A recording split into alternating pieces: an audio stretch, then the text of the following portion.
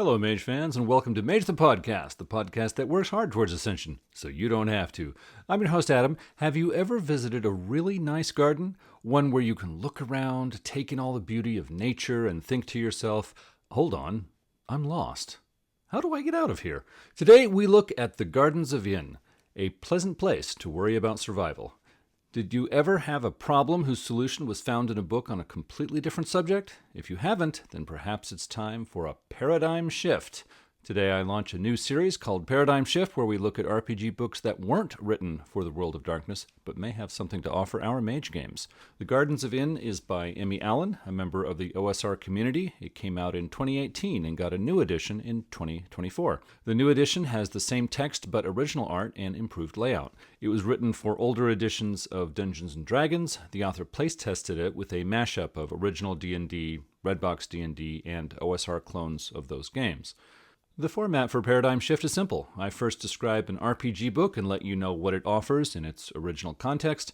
Next, we ask if the book can offer anything to our Mage games and how we might adapt it. The OSR community has shown two kinds of products sell well: a complete game in one book and a setting or adventure in one book that easily bolts onto any setting. The Gardens of Ynn and its sister book, The Stygian Library, are both settings that exist in their own dimensional bubble. No matter where your fantasy game takes place, the players can find a magic door that lets them into the dimensional bubble. When the players solve the problem or just get bored, another magic door takes them back to the game's regular setting. The Gardens of Ynn is a garden realm built for the enjoyment of the Sidhe. In the world of darkness, Sidhe are a player character option in Changeling the Dreaming, but the word here means true Fae.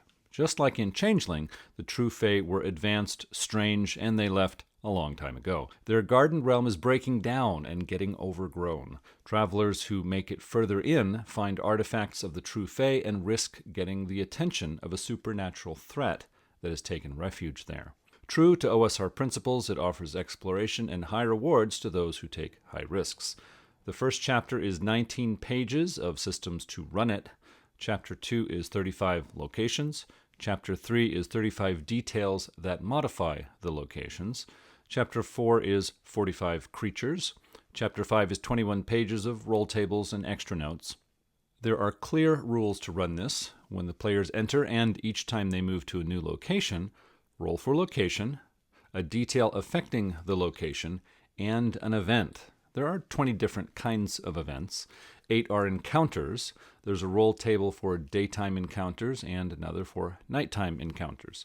Encounters pull in a creature from Chapter 4, but under 8 different circumstances, meaning the creature may be hostile, friendly, or could be either based on circumstances or player choices. The event table is cleverly constructed. If the players are searching or taking their time, roll a d20. If the players are in a hurry or not paying attention, roll a d12. That means there are 8 listings that only occur if the players are being careful and there are no threats taking their attention. So what we have here is 3 chapters of content with simple systems to determine when to use that content. One clarification: as a longtime member of the OSR community, I can tell you the unwritten rules. The Game Master doesn't have to roll on the tables every time. If you see something you like, just pick it. If you roll the same thing too many times, either think of a justification for why that thing is occurring so much, or pick something else. The concept of depth is the innovation in this book. When the players enter the realm, the entrance location is layer 0. Each time they move to a new location, the layer increases by 1 as they move deeper into the realm, although there are ways to find shortcuts to deeper levels. When rolling for location, location detail, and encounters, add the layer number to the die roll. A d20 is rolled, but listings go up to 35. The results on the roll table get stranger and more dangerous as the numbers go up. Treasures also get more valuable at deeper levels. Going to level 15 gives you a 5% chance of getting the result next to 35. The door out cannot be found at a layer less than layer 14. Players always have the choice of stay, go back, or go deeper. Fleeing in a panic or using teleportation magic drops the players at a random depth. Each day is 48 hours, which will disorient the players. The magic door they use to get in will disappear in 12 hours. When the book came out, it made a splash. The term depth crawl was coined to describe this new kind of adventuring.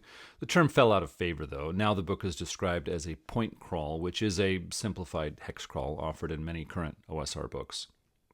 The book offers a modern Western take on gardens, nothing tropical or matching descriptions of gardens of the ancient world. Some titles have white letters on a purple stripe that were badly printed. They're kind of hard to read, but other than that, the book is gorgeous. The location chapter uses glass tubes and clockwork gears of all sizes to make places look strange as the players get deeper into the realm. The Shadow Theater caught my attention. It is an outdoor, semicircular amphitheater with a rundown, spooky-looking setup for shadow puppetry on the stage. The players' shadows move strangely. If they stay too long or fail their saving throw after leaving, their shadow will detach and run away. Without a shadow, they cast no reflection, and of course no shadow, and are mystically lessened. They get disoriented and may meet their hostile shadow later. In the location details chapter, you'll find things like signs of a fire, everything is frozen, ivy covering everything. Deeper in, there's zero gravity, the whole area tilted on its side, or the ground forms mouths that try to bite the players. I really liked the hypnotic result. The players enter an area they cannot leave. Even the path in disappears suddenly. Then, whenever a player sleeps, gets struck on the head, or gets drunk, they transfer to the flip side. On the flip side, the exits are fine, and their companions are asleep. Only when all players sleep or pass out can they leave together. The Creatures chapter offers a lot of odd beings to pull into your games. Dream is an invisible thought parasite. It makes a player believe falsehoods and change their behavior. There are systems for fully infecting a player who becomes a temporary NPC. The thought parasite is hurt when the host is reminded of the past or ideals are reinforced. This can lead to problem solving and good role-playing opportunities. Empty robed ones are floating robes with no one in them. They cannot be hurt by mental or physical attacks unless a wonder or prime-charged item is used. Separated shadows are in this chapter. They are attracted to light, yet hurt by bright or direct light. They cannot be hurt by physical attacks and attack a player's shadow rather than the player's body. Note that being in darkness means no shadow, so players are actually safe there. Opponents like this will make your players do some on-the-spot problem solving. The mushroom people are low-level gardeners. They still work in the garden, but their limited understanding can't stop the place from running down. They link minds through touch, and it won't be long before players discover they are quite vulnerable to mind effects. They can be pushed into helping or gathering information. Like locations and location details, more interesting creatures are encountered at deeper levels. That covers the book. Now, how can we use this for Mage? Who would use a D&D book for Mage the Ascension? That's where the paradigm shift happens. A talent for quotation is a serviceable substitute for wit. That means if you don't have time to invent interesting umbral realms yourself, borrow them from RPG books. Sure, we could borrow them from fantasy novels or movies, but RPG books give us systems ready to adapt. From my conversations and online reading, I see a lot of Mage storytellers don't use the Umbra because they can't think of realms to place there. Book of Worlds and Infinite Tapestry offer us some realms, but I find these to be slim pickings. I'd really like more. Gardens of Ynn makes a perfect realm in the High Umbra that manifests the idea of gardens. The roll tables make this book work remarkably well for a concept realm of the High Umbra. Every time players visit, the map is procedurally generated. If your players make a map the first time they visit, it has no utility for subsequent visits. A concept realm doesn't need to hold still for anyone. So we have a pleasant garden realm in the High Umbra. How do we pull that out of this book? The realm itself is safe. The overgrown, abandoned details are replaced with well-maintained and attractive. The arcane machinery of the true Fae gets taken out, but that's simple. Dangerous locations need to go. We don't need layers for this. There's no secret to discover or increasing weirdness. Every roll table cuts out results over 20. Locations like the Mausoleum, Gearworks, and Shadow Theater get cut. Add in locations like a flower garden with stone paths, a patio with wrought iron tables and chairs surrounded by planted beds. A fire pit with benches, an outdoor theater in the round. I love botanical gardens. If I was stumbling through the high Umbra, it wouldn't be long before I found a garden realm. During my travels, I visited a public garden near Delhi, India. They had an immense stepped pit dug into the ground. Each step was a terrace planted with flowers. When you reached the circle at the bottom, you were surrounded by gently rising walls of flowers. Perhaps I was in the high Umbra and didn't know it. Can something that beautiful really be on Earth? Next, we look at the location details roll table. Take away glass tubes, burned, and a few other details meant to convey strangeness. Replace it with picnic lunch set out, orchestra music in the distance, things like that. Perhaps roll a d6 for each location to see if it's a temperate garden, tropical one, or desert. The events table doesn't need many changes. Players walk in on 2 creatures fighting, might be swapped out for automatic sprinkler system starts hosing the place. Look over the creature chapter. You might want to drop the dangerous ones, but remember, bygones or any sort of umbrood might be passing through or establish a home here. There's no guarantee that safe realms remain safe all the time. There are some creatures related to the true Fae former masters in this book. Swap those out with ordinary animals or bygones from published Mage books. My notes say I'm supposed to be helpful here, so here are some bygone listings. First Book of Madness, page 91. Second edition rulebook, page 278. Horizon Stronghold of Hope, page 106. Mage Storyteller's Companion, page 49. The Bygone Bestiary, chapter 1. Blood Dimmed Tides, chapter 4. Gods and Monsters, page 108. Dark Ages Mage, page 186. Dark Ages Mage Grimoire, page 129. Book of Crafts, page 137, has the Celestial Temple Dog. The Bygone Bestiary, Ascension's Right Hand, and Gods and Monsters, chapter 5, help you make your own. If you like the creatures you find in Gardens of Ynn, converting them to storyteller system rules isn't that hard. Take a look at animal stats for the edition of Mage you're running. Use that as a guideline for assigning number of health levels and physical attributes. Bygone Bestiary has an armor rating that gives additional soak dice. If that's not your bag, reskin a bygone from Mage. That means pick a creature from Gardens of Ynn, pick a bygone from Mage that seems close, use those stats. Adding or dropping a power is easy. These conversions aren't hard once you try it. Now we've got a garden realm in the High Umbra that offers enough variety to keep your players engaged for a while. It doesn't have to be safe. You could say a harmful mage or umbrood took up residence. A group of predatory bygones might live there. A group of dangerous progenitor plants may have spread through the realm. I want to pause here to point out what we have. We have a blueprint for idea realms in the High Umbra. You can make smaller D10 roll tables for all sorts of realms. A shopping mall realm, a garage realm. I don't recommend building a story around a garage realm, but go ahead and show your players how very odd the High Umbra can be. They enter a garage with 4 expensive cars. It is meticulously clean with car care items neatly organized. As soon as their attention is focused on something and then look up again, it shifts. Now it's a cluttered garage storing junk with no room to step. Suddenly it's a garage woodshop with a table saw, workbench, and every kind of carving tool you can imagine. Do you think trips to the Umbra are efficient and stay on track every time? Roll tables for realms may distract and overwhelm your players. Isn't the Umbra capable of that? So we're done here. Do I wrap up? In my episode on creativity, I encouraged people not to stop at the first right answer. If you have some time to listen, I'd like to look at 2 more options for Gardens of Ynn. It's a trap. Admiral Akbar's famous words in Star Wars Return of the Jedi are as relevant now as they were in the 80s. Remember that when your girlfriend says she doesn't want anything for her birthday. Trap realms in Mage make your players remember the Umbra isn't a safe place.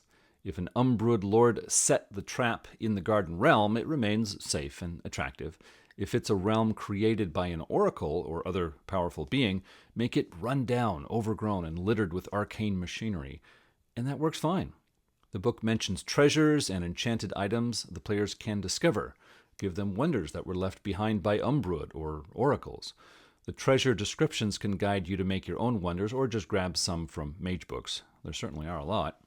Your players will know they're trapped when the doorway disappears behind them on first entering the realm. From there, the only way out is through. If you want a short diversion, put the exit on layer 5. If you want a full story, put it on layer 15, or make them discover how the realm is designed to get to the exit. Another option is at exit layer or deeper. Give each location a 50% chance or higher of having the exit as its location detail. As for how the realm is designed, if you don't have an idea of your own, notice how the events table in Gardens of Ynn has entries for a canal with boats, subterranean tunnels, and tracks with a hand-cranked trolley. They let you travel multiple layers deeper or nearer the entry layer quickly. Players can work out the system from using these shortcuts, or if they're frustrated, give them a map on the wall.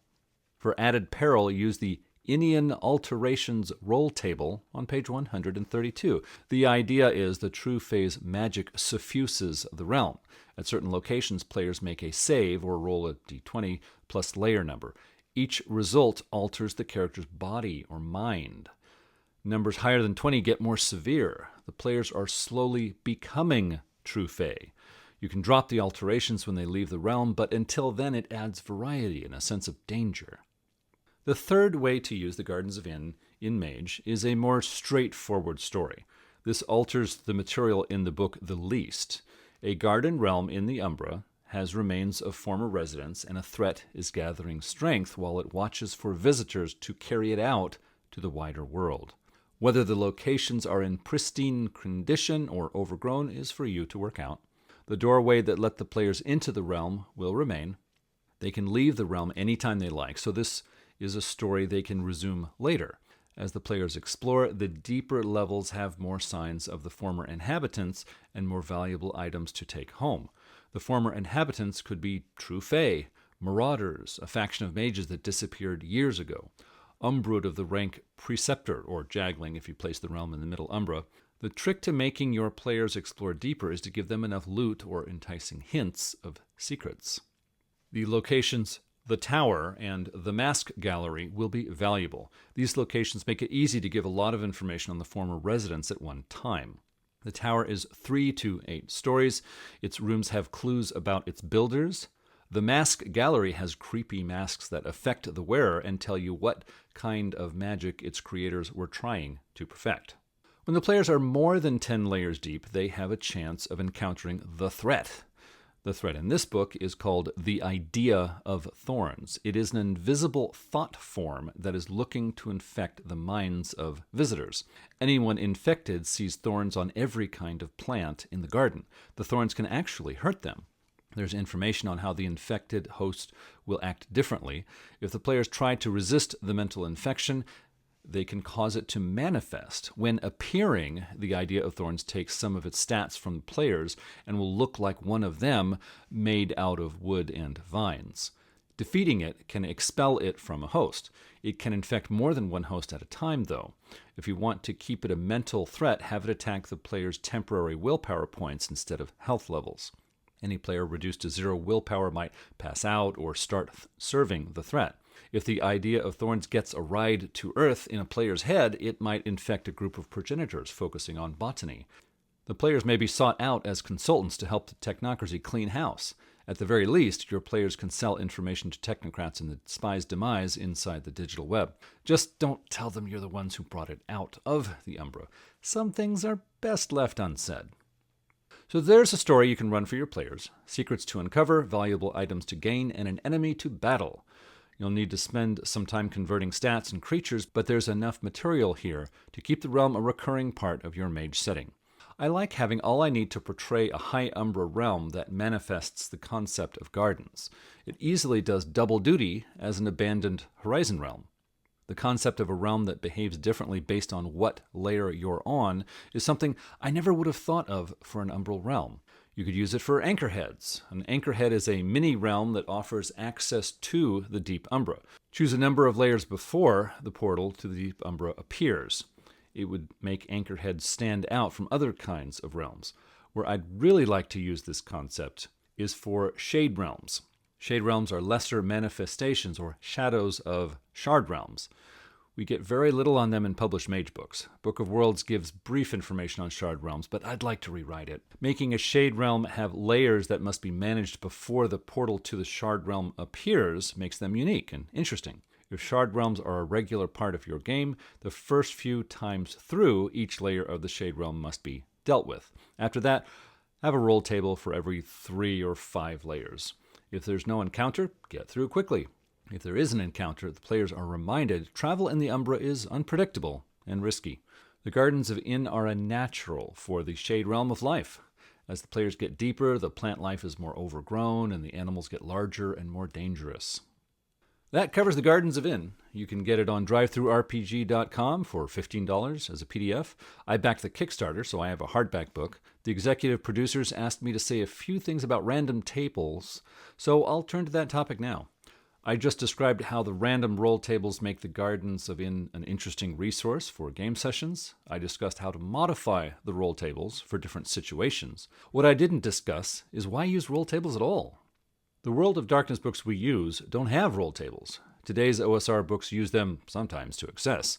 World of Darkness games are story games, while OSR games are mostly adventure games. Adventure games focus on the world, while story games focus on the player characters. In an adventure game, you can lose a character and get right back into the game with another one. What's in the dungeon is the focus, not who finds it. Story games revolve around the characters a lot more. If the Hermetic in the Cabal dies, the game changes. Random tables weren't used in World of Darkness games because the story is supposed to be tailored to the players. Also, there has been the assumption the storyteller is supposed to create something unique every time. Procedurally generated content isn't personal, isn't intimate. There's something to that, but I want to persuade my listeners away from being purists. Adventure games versus story games works better as principles to inform our approach than camps to join. I want all my RPG games to benefit from all the strengths the hobby offers. I like making the backstory of player characters feed into the story that takes shape at my table, but I also want to show a world in motion, a world where things are happening whether the players participate or not. Random tables do that well. They are like upfront game prep. They manifest assumptions about the game world. What kinds of things might happen? How frequently?